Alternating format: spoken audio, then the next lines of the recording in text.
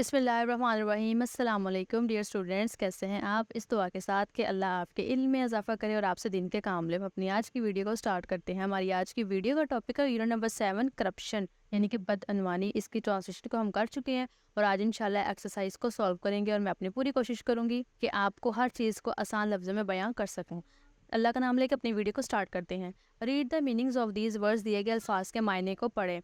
Words offensive meaning resentful, by bribery corruption, यानी कि दोनों के सेम ही होंगे। जो यहाँ पे वर्ड है वही उसका मीनिंग है। तो ब्राइबरी भी रिश्वत लेना है और करप्शन भी रिश्वत लेना है।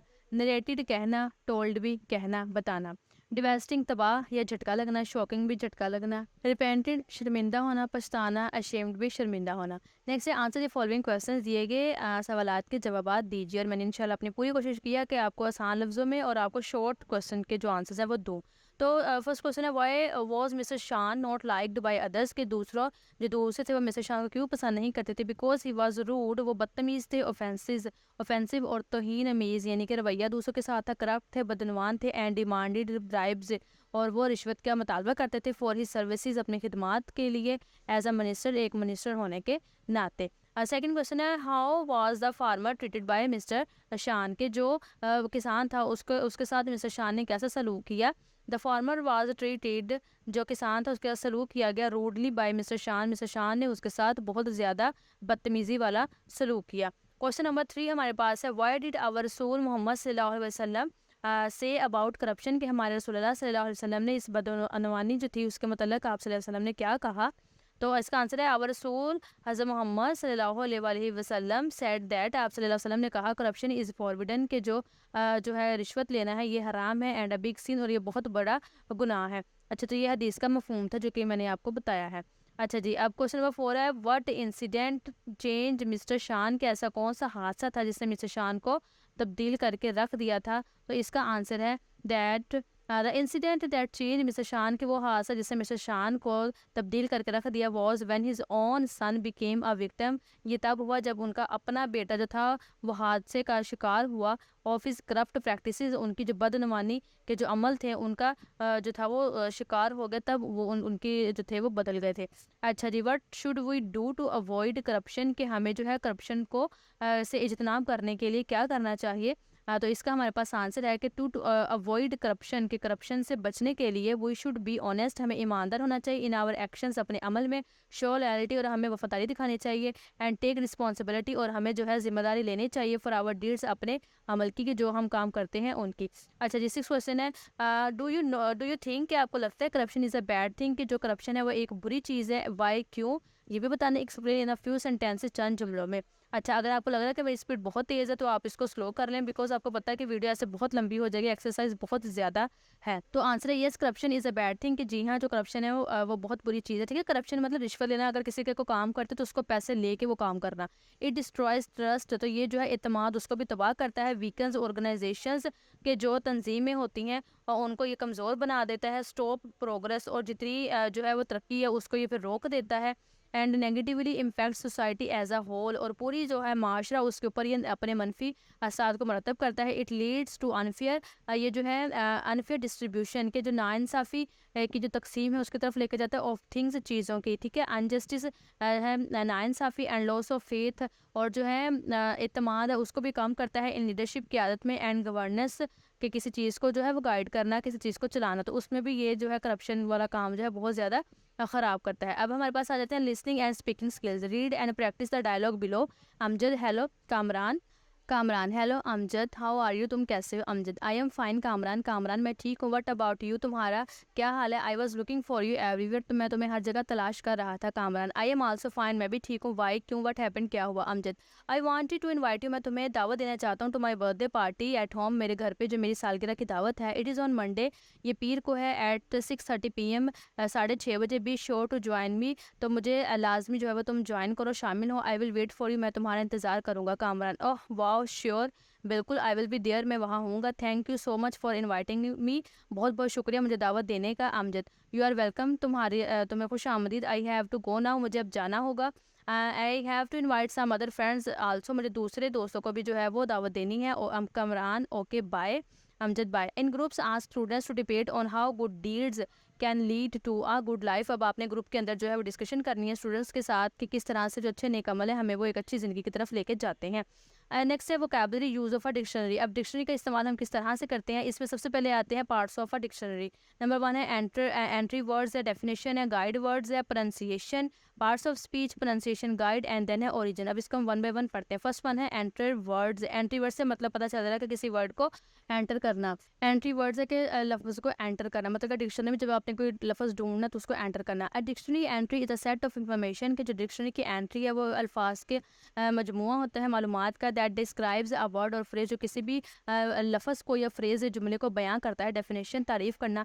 This explains the meaning of the entry word, जो आप लफ्ज़ को एंटर करते हैं उसके बारे में पूरा उसका मीनिंग को बयां करता है। If there is more than one meaning, अगर इसका एक से ज़्यादा मतलब होता है।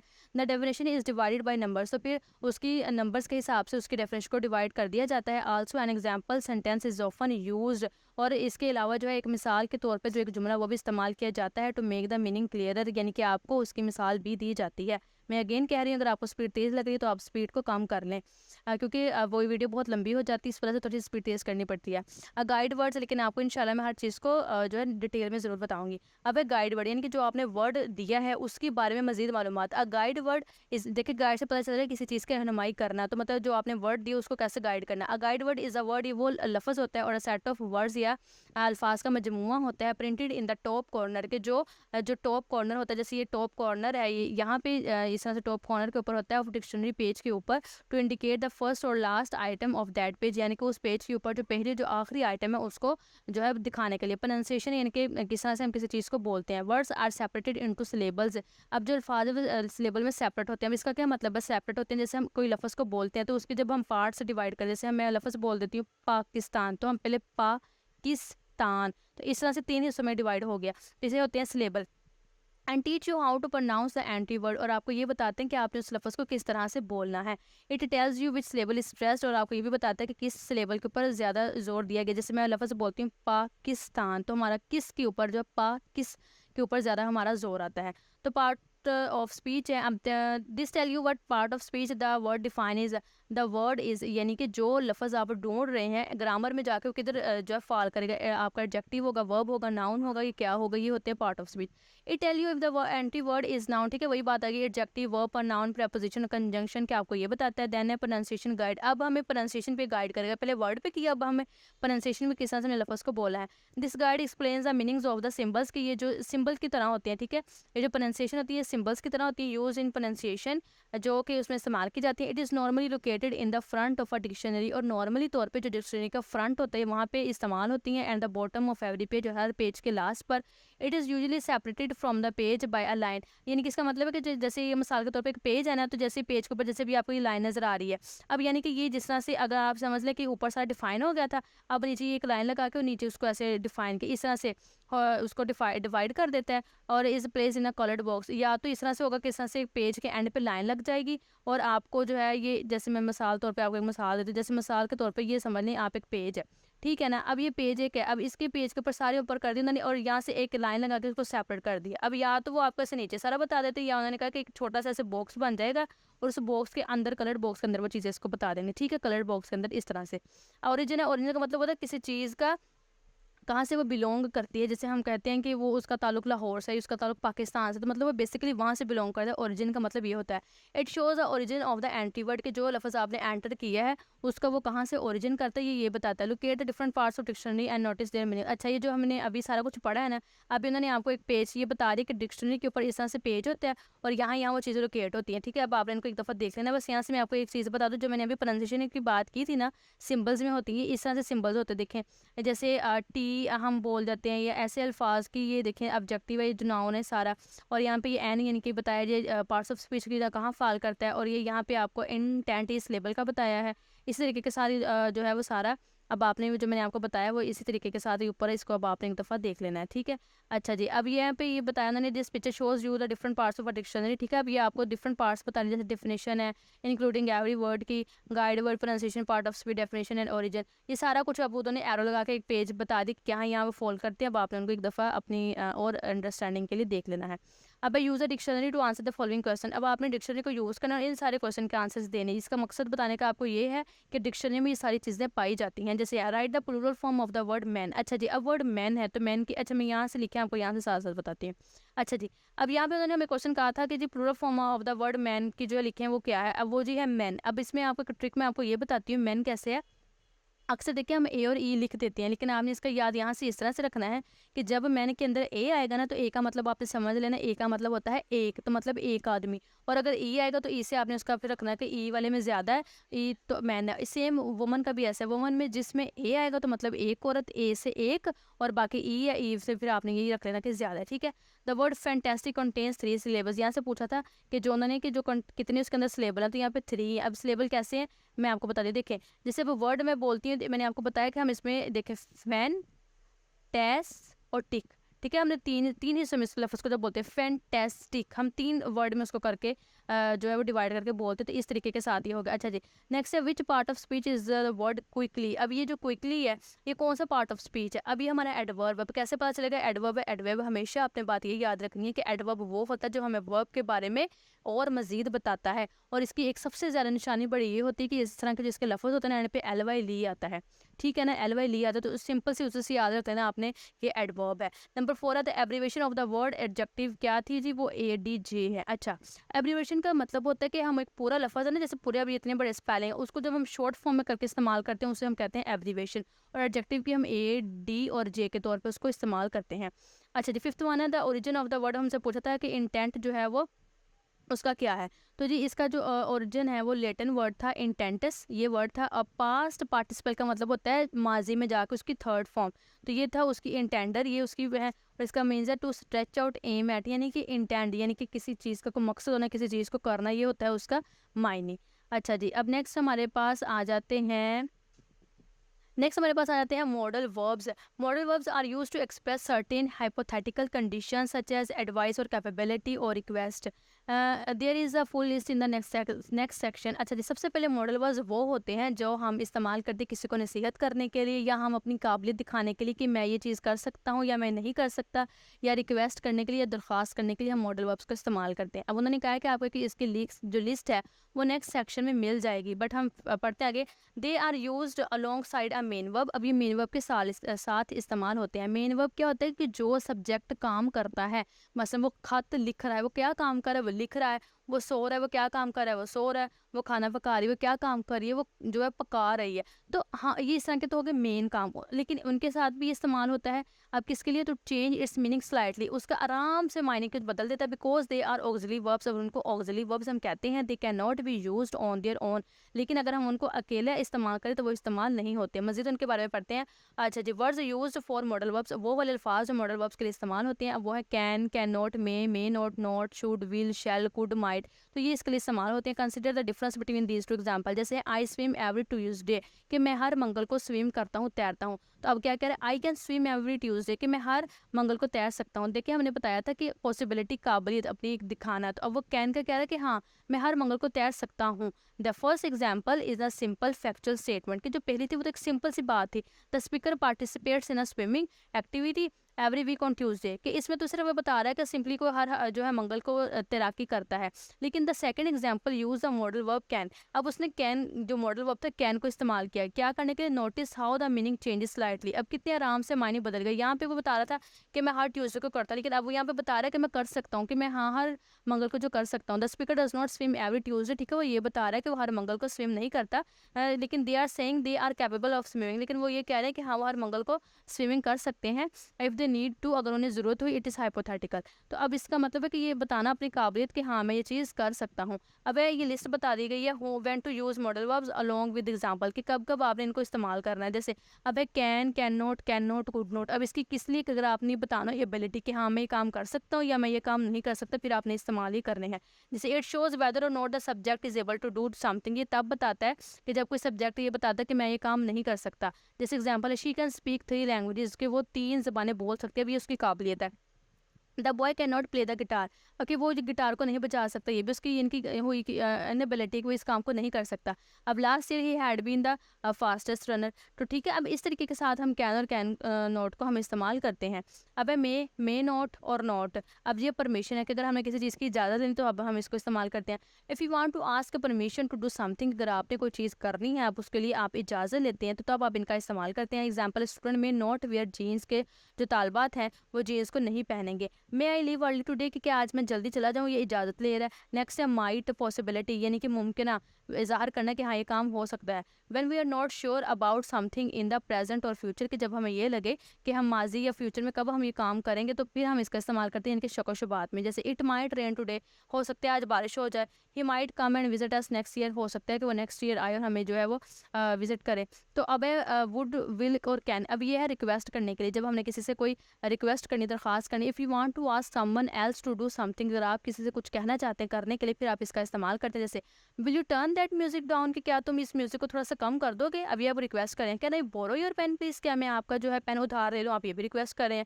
शुड का मतलब होता है सजेशन देना, किसी को एडवाइस देना, नसीहत करना। If you want to recommend something, अगर आप किसी को कोई चीज़ रिकमेंड कर रहे हैं to someone without giving an order, बजाय ऑर्डर के, ऑर्डर नहीं दे रहे मगर एक सलाह दे रहे हैं। जैसे you should not try the biryani, तुम्हें बिरयानी जो है वो ट्राई नहीं करनी चाहिए, वैसे किसे नहीं करनी चाहिए। दैट गाय शुड वेयर, इस तरह की वैसे ना एडवाइस सुननी भी नहीं चाहिए जो आपको ये कहे बिरयानी ना खाओ। That guy should wear neat and clean clothes, कि जो ये जो लड़का है उसको चाहिए कि वो नीट और अच्छे कपड़े पहने। तो ये क्या दे रहा है, सलाह मशवरा दे रहा है, उसको एक सजेशन दे रहा है। अच्छा जी, must need to have to obligation. अब ये ऑब्लिगेशन का मतलब कि काम ज़रूरी लाजमी करना ही करना है, तब हम इस्तेमाल करते हैं।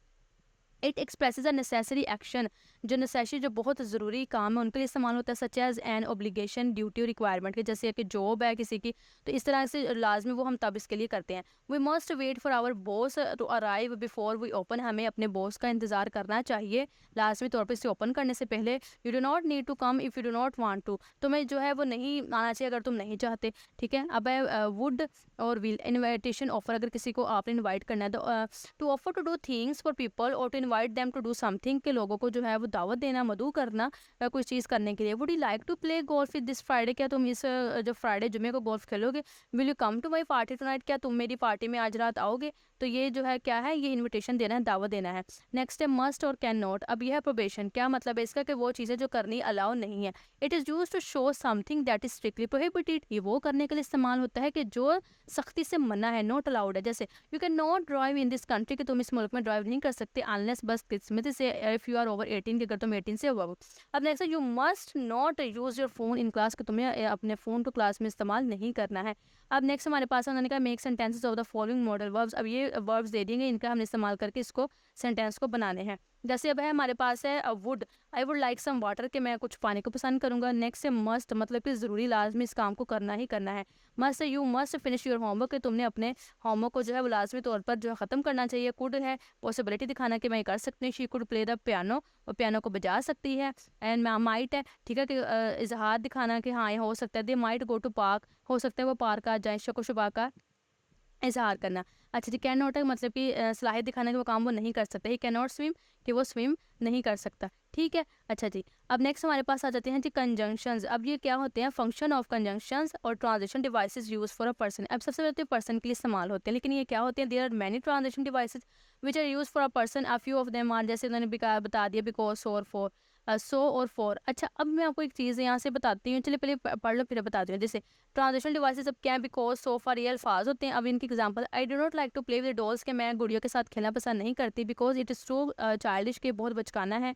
We are unable to go out of the city, कि हम सिटी से बाहर नहीं जा सकते। बिकॉज ऑफ अ स्ट्राइक, जो है हड़ताल की वजह से। अच्छा, अब आपने ये बात याद रखनी है कि जो ट्रांजिशन डिवाइसेस हैं ना क्यों इस्तेमाल होती हैं।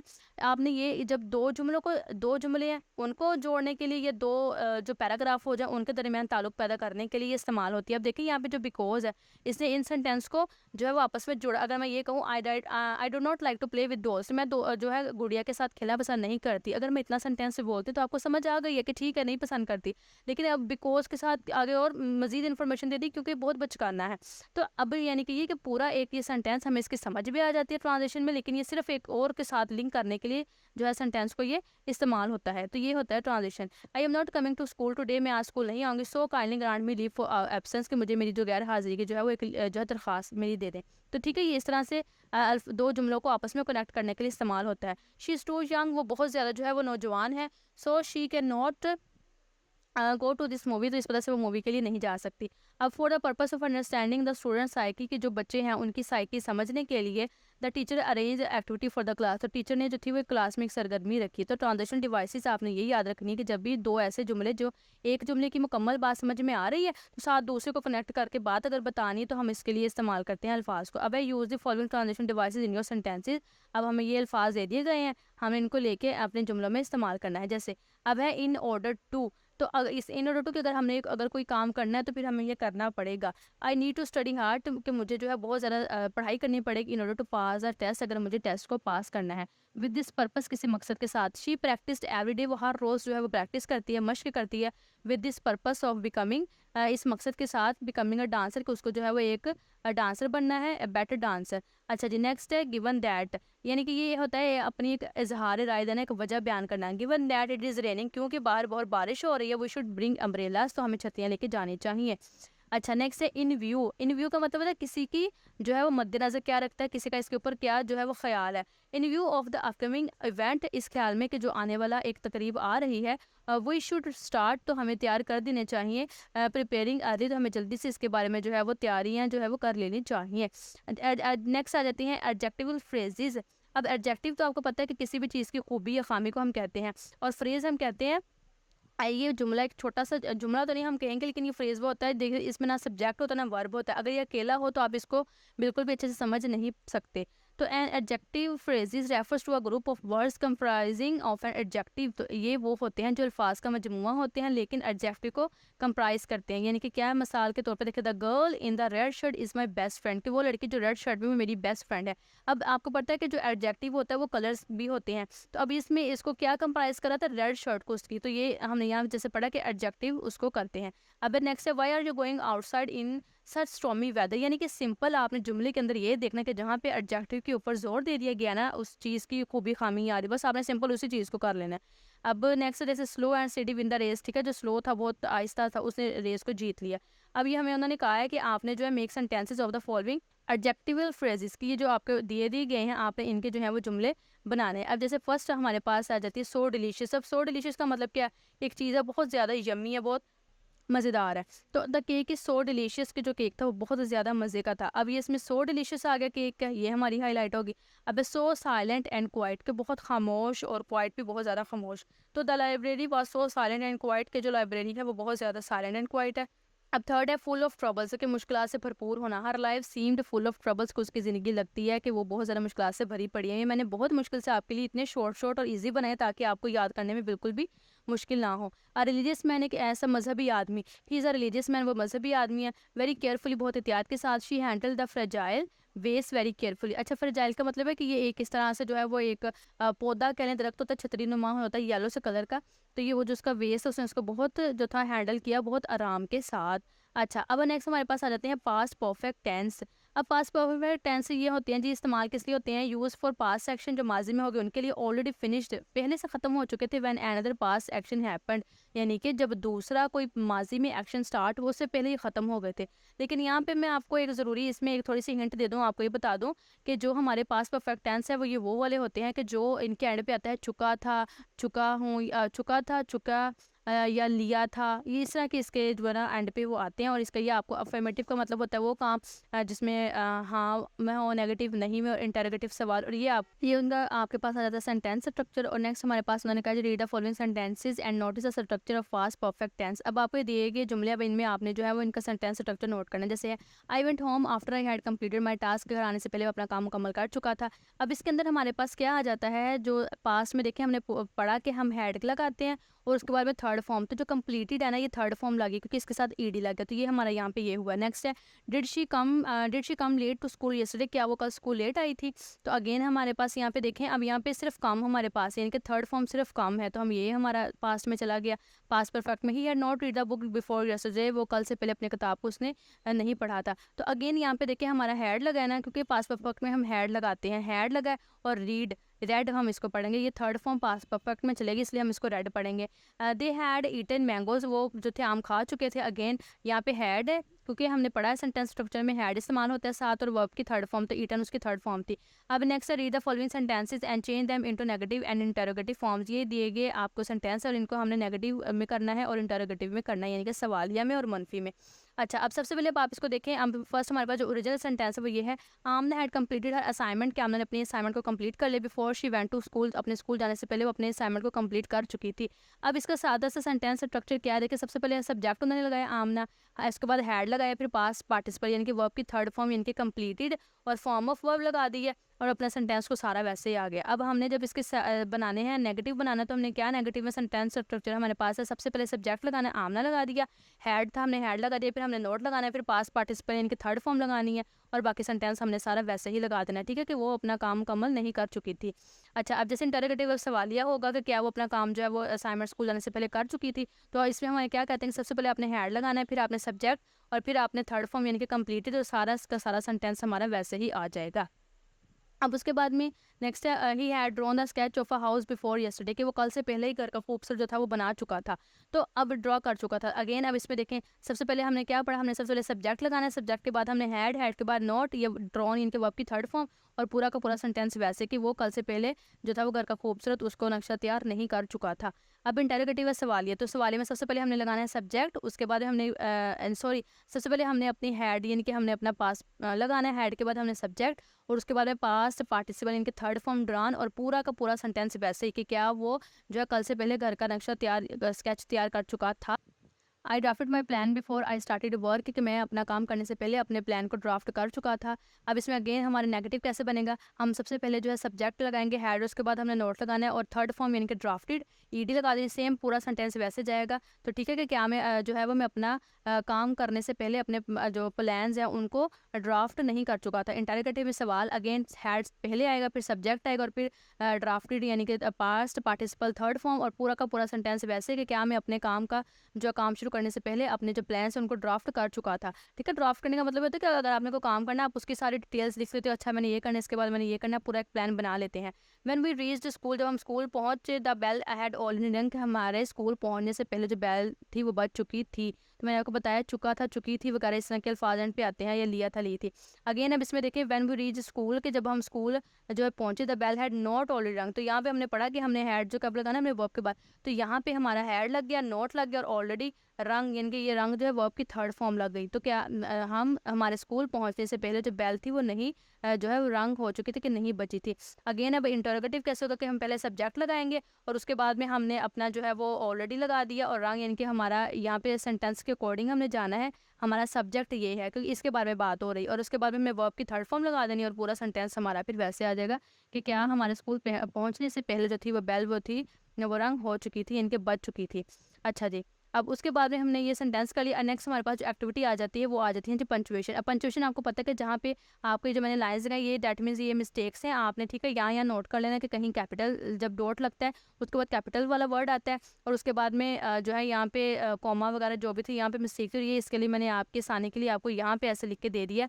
मैं एक दफ़ा आपको रीडिंग कर देती हूँ। It was raining so heavily, कि जो बाहर जो है बहुत ज़्यादा तेज़ मूसलाधार बारिश हो रही थी। Ayesha was reading a story book, Ayesha कहानी की किताब पढ़ रही थी। सिटिंग बाय द विंडो, वो खिड़की के साथ बैठी थी। इंजॉय द वेदर, और मौसम को लुत्फानंदोज हो रही थी। सडनली अचानक she heard a sound outside her house, उसने अपने घर के बाहर एक जो थी वो आवाज़ सुनी। She went outside the house, वो घर से बाहर गई, एंड सो अ कैट, और उसने एक बिल्ली को देखा अंडर अ ट्री, दरख्त के नीचे। She picked up the cat, उसने बिल्ली को पकड़ा। हग्ड इट, उसे गले लगाया। And took it to her room, और उसे अपने कमरे में ले गई। Then she gave the cat come some food to eat, फिर उसने जो थी बिल्ली को कुछ खाना दिया खाने के लिए। अच्छा जी, उसके बाद हमारे पास आ जाती है राइटिंग स्किल्स। अब राइटिंग स्किल हमारी क्या है जी, फॉर्मल लेटर के लिए। अब formal letter is a professional letter, ये एक पेशा वराना खत होता है which is written in formal language, जिसको हम फॉर्मल लैंग्वेज में लिखते हैं। ठीक है, फॉर्मल लैंग्वेज का मतलब ये होता है कि आप इसमें हंसी मजाक नहीं कर सकते, आपने अपने जो है वो जैसे सीनियर्स हैं किसी अजनबी को ऐसे लिखना है, वो हमारा फॉर्मल लेटर होता है। इन अ प्रिस्क्राइब्ड फॉर्मेट में this letter is mainly use for professional communication, की जो आपने कोई पेशा वराना या गुफ्तगू करनी है, आप उसके लिए इसको इस्तेमाल करते हैं। जैसे आप इसे अपने खत दोस्तों के साथ लैंग्वेज यूज़ करते हैं, आप वो नहीं इसमें लिखें। जैसे आप अपने टीचर्स के साथ इस्तेमाल करते हैं, हम वो फॉर्मल हमारी होती है, और जो दोस्तों के साथ आप इस्तेमाल करते हैं वो इनफॉर्मल होती है। While writing a formal letter keep in mind the following points. अब आपने ये जहन में जो है बातें रखनी है लेटर को लिखते हुए। बी क्लियर, आप बहुत ज़्यादा क्लियर हों, एंड कंसाइज और मुख्तसर हो। Make sure to keep it short, और आप यकीनी बनाएं कि आप उसको मुख्तसर रखें, एंड टू द पॉइंट, और पॉइंट के ऊपर आएँ।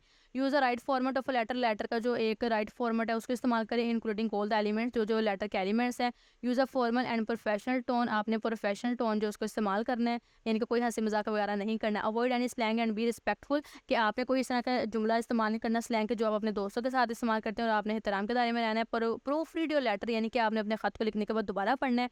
बिफोर सेंडिंग इट, आपने भेजने से पहले टू अवॉइड एनी स्पेलिंग और ग्रामेटिकल मिस्टेक, कोई भी जो ग्रामर की गलतियाँ या कोई भी स्पेलिंग की गलतियाँ, उनसे बचने के लिए। Avoid contractions and abbreviation in your sentences. ठीक है, एब्रीवेशन हम पीछे पढ़ चुके हैं कि जो कोई भी जो लफ्ज़ बड़ा होता है उसको छोटा हम जब करके इस्तेमाल करते हुए एब्रीवेशन होती है, तो उन्होंने कहा कि आपने उसको इस्तेमाल नहीं करना। अच्छा जी, अब यहाँ पे हमारे पास उन्होंने एक लेटर का खाका दे दिया कि आपने इसको मद्देनज़र रखते हुए आपने ये ख़त लिखना है। तो क्या ख़त लिखना है हमने, letter letter to police inspector को लिखना है अपने एरिया के, और highlighting recent thefts in your area, कि आपने जो एरिया में जो चोरियाँ हो रही है उसके बारे में लिखना है। और अगर वो ही मार का मतलब अगर तो औरत है या वो जो भी है आदमी है, तो उसे जितनी भी increase security person on your street, तो आपने उसको रिक्वेस्ट करनी है कि वो आपकी जो गली में है मज़ीद ज़्यादा सिक्योरिटी को बढ़ा दे। अच्छा जी, यहाँ पे ये मैंने ये छोड़ दी, या आपने फ़र्ज़ी तौर पे आपने अपना यहाँ पे नेम लिखना है, एड्रेस लिखना है, सिटी मुल्क का email address, phone number, date. अच्छा जी, अब पुलिस इंस्पेक्टर का नेम आपने लिखना है, फिर यहाँ पे उसका जो स्टेशन का नेम है वो address of police station, city again उसका।